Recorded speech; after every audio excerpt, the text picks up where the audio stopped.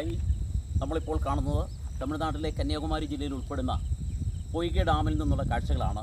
Poykai dam എന്ന് പറയുന്നത് കന്യാകുമാരി ജില്ലയിൽ പൊയ്കെ നദിയിൽ നിർമ്മിച്ചിരിക്കുന്ന വളരെ പ്രധാനപ്പെട്ട ഒരു ഡാമാണ്.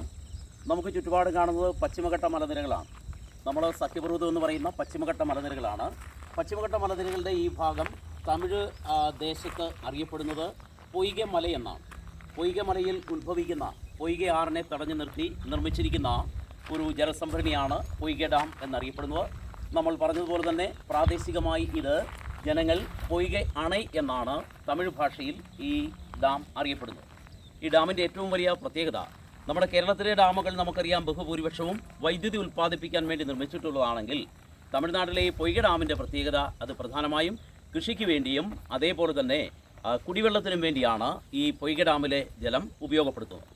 തമിഴ്നാടിൻ്റെ തെക്കൻ പ്രദേശങ്ങളിൽ കന്യാകുമാരി ജില്ലയിൽ ഉൾപ്പെടുന്ന പൂക്കൃഷിക്ക് പ്രസിദ്ധമായ തോവാളയിലെ നൂറുകണക്കിന് ഏക്കർ പ്രദേശങ്ങളിലും അതേപോലെ തന്നെ ഏഷ്യയിലെ തന്നെ ഏറ്റവും പ്രധാനപ്പെട്ട രണ്ടാമത്തെ കാറ്റിൽ നിന്ന് വൈദ്യുതി ഉൽപ്പാദിപ്പിക്കുന്ന ആറുവാൾമൊഴിയിലെ ഗ്രാമങ്ങളിൽ നൂറുകണക്കിന് ഏക്കർ കൃഷിഭൂമിയിലേക്കും പൊയ്കെ ഡാമിലെ വെള്ളമാണ് എത്തിക്കുന്നത്. പൊയ്കെ ഡാം എന്ന് പറയുന്നത് തമിഴ്നാടിനെ സംബന്ധിച്ചിടത്തോളം കേരളവുമായി താരതമ്യം ചെയ്യുമ്പോൾ കൂടുതൽ ജലദൗർലഭ്യം നേരിടുന്ന ഒരു പ്രദേശമാണ്. ആ പ്രദേശത്തെ ജനങ്ങൾ പരമാവധി ഈ പൊയ്കെ ഡാമിലെ ജലം ഉപയോഗപ്പെടുത്തുന്നു.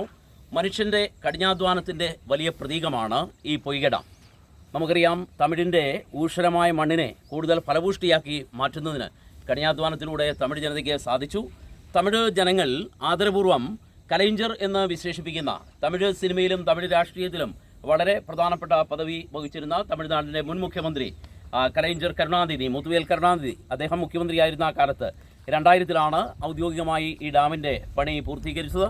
അങ്ങനെ നൂറുകണക്കിന് ഏക്കർ കൃഷിഭൂമിയിൽ ഇത് ഉപയോഗപ്പെടുത്തുന്നു.